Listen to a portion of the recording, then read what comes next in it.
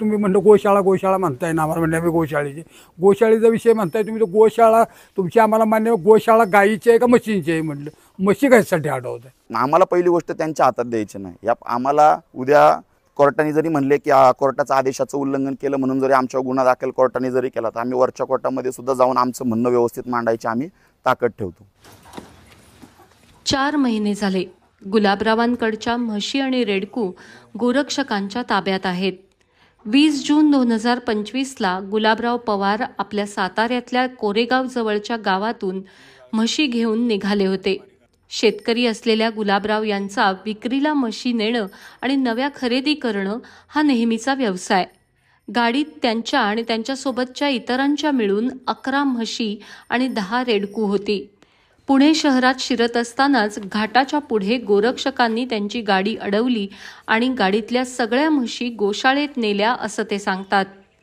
काय ऐकायलाच मागत नाहीत, ती म्हशी नाही काय नाही, तुम्ही ऐकायला नाही, गाडी बंद करा, ड्रायव्हर लहानबार वगैरे अमकं तमकं केलं त्यांनी, शिवीगाळ केली, दटिंग करायला लागली, बाकी काय नाही. रितसर नियमानं काहीच त्यांनी आमचं घेतलं नाही ऐकून. हो, आम्हाला म्हणले ते कटिंगला कापाय म्हशी काढलेत असं, तर म्हणलं कटिंगच्या मशीन आहे, त्या म्हशी बघा रेडका आहेत, त्यांना दूध आहेत म्हशींनी, कापणारी तरी घेतील का 1.5 पाऊण किंवा गाभण म्हैस कापणारी घेतील का? आणि विषय म्हणजे तुम्ही म्हणलं गोशाळा म्हणताय ना, आम्हाला म्हणलं आम्ही गोशाळेचा विषय म्हणताय तुम्ही, तर गोशाळा तुमची आम्हाला मान्य, गोशाळा गायीची आहे का म्हशींची आहे म्हणलं, म्हशी कशासाठी अडवत आहे? नाही म्हणजे तुम्ही ज्यात म्हशी गाडीत भरले आम्हाला परवानगी नाही तुम्हाला एवढ्या म्हशी भरून द्यायची असं तसं. अहो काय मग सर, डिपार्टमेंट आल्यावर काय तुमचा दंडबिंड असेल ते घ्या म्हटलं, इतर ठिकाणी घेते तर सोडून द्या, पण नाही काय तसं काय त्याने ऐकलं. जप्त केलेल्या म्हशी पुण्यातल्या सिंहगड रस्त्यावरून फुरसुंगीच्या द्वारकाधीश गोशाळेत नेण्यात आल्या. यानंतर संबंधित व्यापारी शराफत बेपारी यांनी दाखल केलेल्या तक्रारीच्या सहाय्यानं पवार यांनी पुणे जिल्हा कोर्टात दाद मागितली. न्यायालयानं या प्रकरणी दिलेल्या निकालात 2 लाख रुपये भरावेत, तसंच गोशाळेला म्हशी सांभाळण्यासाठी आलेला खर्च देण्याचा आदेश दिला. याबरोबरच या म्हशींची विक्री करण्याला बंदी घातली.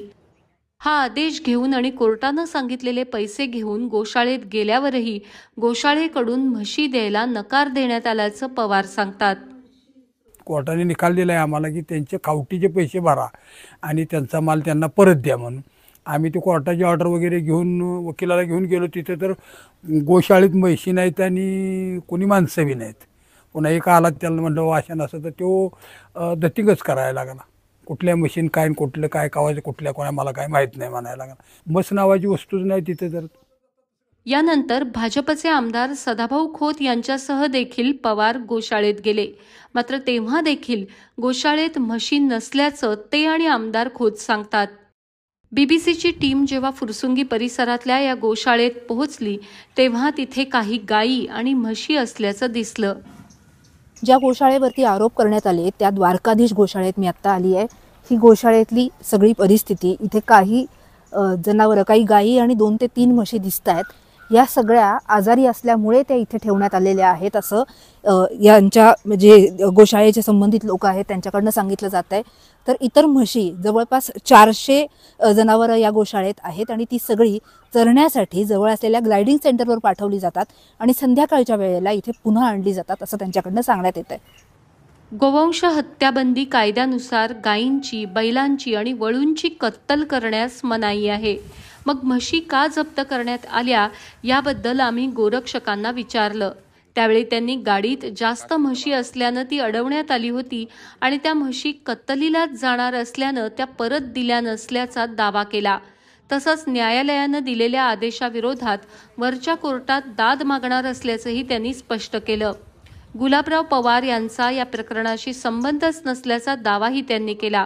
गाडीमध्ये प्रमाणापेक्षा जास्त म्हशी असल्यानं पोलिसांनी गुन्हा दाखल केला.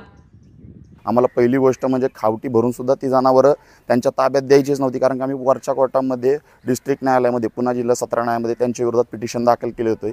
मेहरबान कोर्टाने आम्हाला स्टेज सुद्धा दिलेला आहे त्या खालच्या ऑर्डरवर. ते झाल्यानंतर 1 आठवड्यांनी कसाई लोक सगळेजण सदा खोतांकडे गेले आणि त्यानंतर आले की खावटी भरून सुद्धा आम्हाला त्यांनी खावटीची रक्कम पहिली गोष्ट म्हणजे भरलेली नाही. पहिली गोष्ट म्हणजे कोर्टाचा त्यांनीच अपमान केलेला आहे की खावटी न भरता ते जनावर मागत होते. त्यांचा उद्देश तोच होता की खावटीची रक्कम ही जनावरांच्या रकमेपेक्षा जास्त होत होती. त्यांना खावटी न भरता जनावर पाहिजे होती. आत्ता जी गाडी सिंहगड पोलीस स्टेशनला गुन्हा दाखल आहे, जी आयशर गाडी आहे, तर त्या गाडीचे दोन्ही चालक मालक हे पूर्णपणे कुरेशी समाजाच्या निगडीत असणारी लोक आहेत. ते पूर्णपणे मॉमेडियन मुसलमान असल्यामुळं आम्हाला तर पूर्णपणे सुरुवातीपासून दाट संशय होता. आणि माहिती देणारे हे आम्हाला सातारा जिल्हे कराडमधले शेतकरी आहेत की अशी गाडी अशा ठिकाणी भरणारे आणि पुण्यामध्ये इथं कत्तलीला जाणारे. गोहत्या बंदी कायद्याचा चुकीचा वापर होत असल्याचा आरोप करणारी ही पहिली तक्रार नाही. गोरक्षक मात्र आपण हिंदुत्व आणि गोवंशाची कत्तल रोखण्यासाठी नियमांचं पालन केलं जावं यासाठी काम करत असल्याचा दावा करतात. थेट भाजप आमदारानं याबाबत आंदोलनाचा पवित्रा घेतलाय.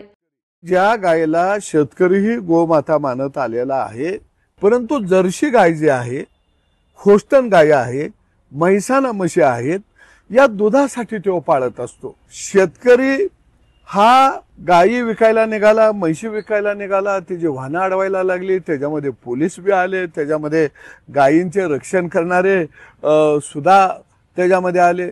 गावागावातले शेतकरी विचारायला लागले मला की सदाभाऊ, आमची गाय दुधाला कमी आलेली आहे, तिला विकायची आहे, तिला गिराईक नाही. व्यापाऱ्याने संप केलेला आहे. जी गाय आमची कमी दुधाची भाकड गाय 60,000 70,000ला जायची, ती आज कोण फुकट घ्यायला तयार नाही.